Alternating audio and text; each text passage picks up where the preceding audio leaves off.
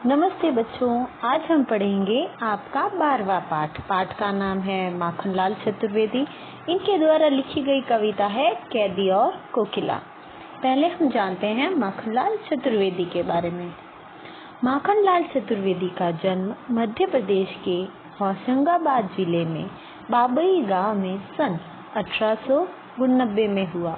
मात्र 16 वर्ष की अवस्था में वे शिक्षक बन गए थे। बाद में अध्यापन कार्य छोड़कर उन्होंने प्रभा पत्रिका का संपादन शुरू किया।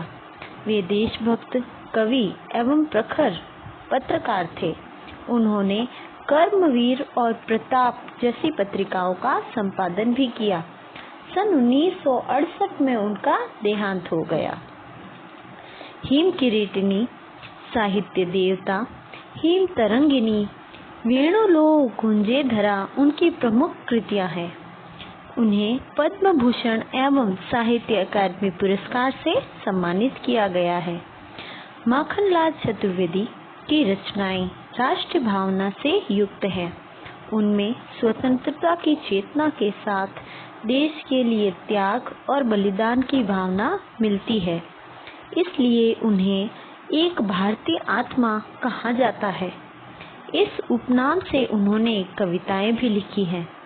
वे एक कवि कार्यकर्ता थे और स्वाधीनता आंदोलन के दौरान कई बार जेल भी जा चुके थे।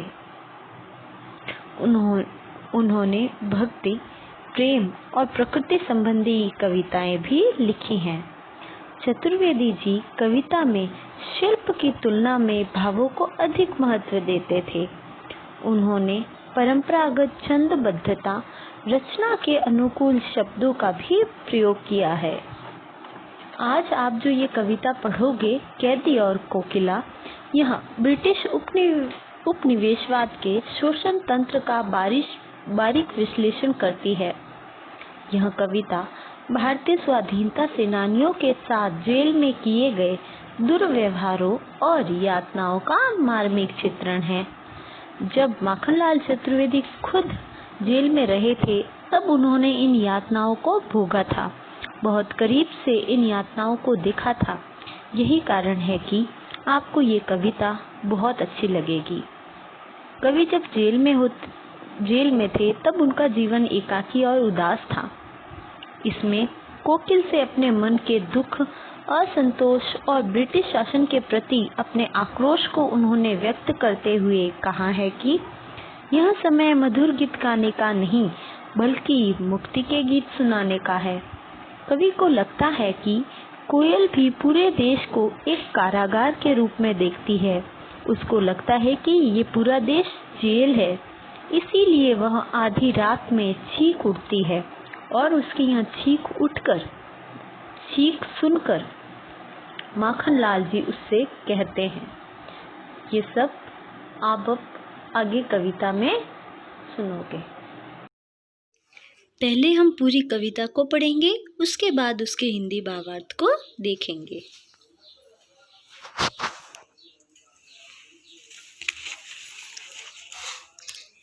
क्या गाती हो, क्यों रह जाती हो, कोकिल बोलो तो। क्या लाती हो, संदेशा किसका है, कोकिल बोलो तो। ऊंची काली दीवारों के घेरे में, डाकू चोरों बटमारों के डेरे में। जीने को देते नहीं भरपेट खाना, मरने भी नहीं देते तड़प रह जाना। जीवन पर अब दिन रात कड़ा पहरा है, शासन है या तम का प्रभाव गहरा है। हिमकर निराश कर चला रात भी काली, इस समय काली माँ में जगी क्यों आली। क्यों हुक पड़ी वेदना बोझ वाली सी, कोकिल बोलो तो क्या लूटा। मृदुल वैभव की रखवाली सी, कोकिल बोलो तो क्या हुई बावली। अर्धरात्रि को चीखी, कोकिल बोलो तो किस दावानल की ज्वाला हैं दिखी, कोकिल बोलो तो, क्या देख न सकती जंजीरों का गहना, हथकड़ियाँ क्यों यहाँ ब्रिटिश राज का गहना। कोल्हू का छरक छूं जीवन की तान, गिट्टी पर अंगुलियों ने लिखे गान। हूँ मोट खींचता लगा पेट पर जुआ, खाली करता हूँ ब्रिटिश अकड़ का कुआं। दिन में करुणा क्यों जगे रुलाने वाली, इसलिए रात में गजब ढा रही आली। इस शांत समय में अंधकार को भेद, रो रही क्यों हो कोकिल बोलो तो। चुपचाप मधुर विद्रोह बीज इस भांति, बो रही क्यों हो कोकिल बोलो तो। काली तू रजनी भी काली, शासन की करनी भी काली। काली लहर कल्पना काली, मेरी काल कोठरी काली। टोपी काली कमली काली, मेरी लोह श्रृंखला काली। पहरे पर हूँ कृति की ब्याली, तिस पर है गाली ये आली। इस काले संकट सागर पर मरने की मदमाती, कोकिल बोलो तो। अपने चमकीले गीतों को क्यों कर हो तैराती, कोकिल बोलो तो। तुझे मिली हरियाली डाली, मुझे नसीब कोठरी काली। तेरा नभ भर में संचार, मेरा 10 फुट का संसार। तेरे गीत कहावे बाह, रोना भी है मुझे गुनाह। देख विषमता तेरी मेरी, बजा रही तिस पर रणभेरी। इस हंकृति पर अपनी कृति से और क्यों क्या कर दूं, और कहो क्या कर दूं, कोकिल बोलो तो। मोहन के व्रत पर प्राणों का आसव किसमें भर दूं, कोकिल बोलो तो। अब देखिए इस कविता का हिंदी भावार्थ। क्या गाती हो, कवि कहता है कोयल से। जब वो आधी रात में चीखती है तब कवि कहता है कि क्या गा रही हो, क्यों रह रह कर गाती हो। कोकिल कहो तो, हे कोकिल बताओ तुम क्या गा रही हो, रह रह कर क्या गाती हो। क्या लाती हो, क्या तुम कोई संदेशा लाई हो, कोकिल बोलो तो। आगे कहते हैं ऊंची ऊंची दीवारों के घेरे में। वो अपने जेल के तहखाने के बारे में कह रहे हैं कि मैं ऊंची ऊंची काली दीवारों के घेरे में हूँ। यहाँ पर डाकू चोर बटमारे यानी कि पॉकेट मारने वाले के का डेरा है और यहीं पर मैं उनके साथ रहता हूँ। जीने को देते नहीं पेट भर खाना। अब देखिए जेल की क्या स्थिति है, वहाँ पर न पेट भरकर खाना देते हैं और मरने भी नहीं देते, तड़प रह जाना। वहाँ केवल तड़पाया जाता है, इतना ही खाना दिया जाता है कि वो जिंदा रह सके बस, लेकिन पेट भरकर खाना नहीं दिया जाता। जीवन पर अब दिन रात कड़ा पहरा है। अब मेरे जीवन पर दिन रात कड़ा पहरा लगा हुआ है। शासन है या तम का प्रभाव गहरा है। हे कोयल, ये जो अंग्रेजों का शासन है ये कैसा शासन है। ये क्या, तम यानी अंधकार, अंधकार का गहरा प्रभाव है। ये एक तरह से अंधकार का शासन है। हिम कर निराश कर चला रात भी काली। हिम कर का अर्थ है चंद्रमा। चंद्रमा ने भी हमें निराश कर दिया और रात भी कैसी है, काली है। इस समय काली माँ में जगी क्यों आली। और इस समय जो आली है, जो कमरा है जहाँ मैं रह रहा हूँ, वो भी पूरी तरह से काली माँ में हो गई है, यानी अंधकार में हो गई है।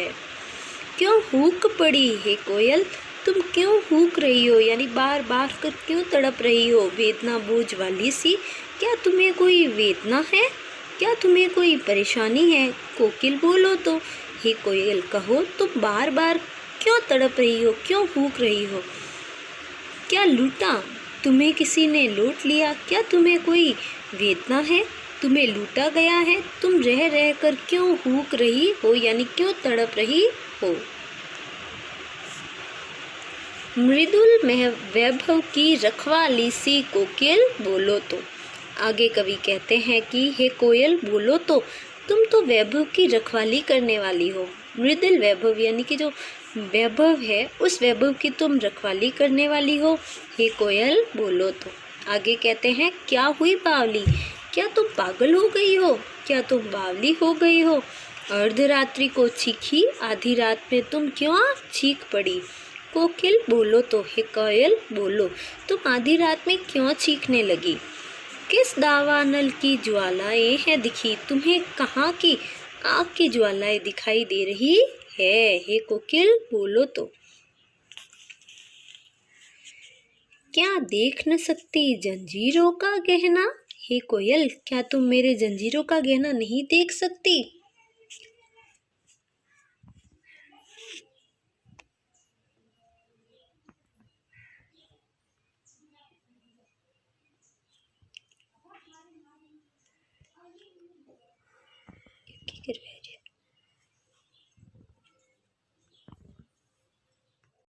क्या देख न सकती जंजीरों का गहना, हे कोयल क्या तुम मेरे जंजीरों का गहना नहीं देख सकती।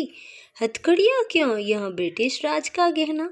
मेरे हाथ में जो हथकड़ियाँ हैं वो हथकड़ियाँ नहीं हैं, ये ब्रिटिश राज का गहना है जो मुझे पहना दिया गया है। कोल्हू का चरक छूं जीवन की तान। बच्चों जो जेल में रहते हैं उनको कोल्हू पीसना पड़ता था पहले, तो उसके बारे में बताया गया है, जिसमें आटा पीसा जाता था। तो मैं कोल्हू के चारों तरफ घूम रहा हूँ, ये मेरे जीवन की तान है। गिट्टी पर अंगुलियों ने लिखे निशान, मेरे जो अंगुलियां हैं उस पर निशान बन गए हैं। हूँ मोट खींचता लगा पेट पर जुआ, अपने पेट मतलब कि जो रस्सी बंधी होती है उसको मैं खींच रहा हूँ।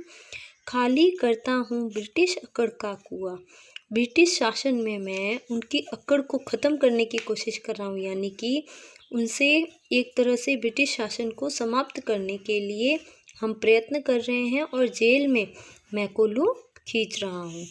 दिन में करुणा क्यों जगे लाने वाली, दिन भर मैं करुणा में रहता हूँ, यानी दुख होता है मुझे, मैं रोता रहता हूँ। और रात में गजब ढा रही आली, और रात के समय ये जो आली है, ये जो कमरा है, ये और भी ज़्यादा गजब ढा रहा है। इस शांत समय में अंधकार को वेद रो रही क्यों हो, कोकिल बोलो तो। हे कोयल यह शांत समय है, सभी सो रहे हैं और तुम इस अंधकार को वेद कर रो क्यों रही हो, हे कोयल बोलो तो। चुपचाप मधुर विद्रोह बीज,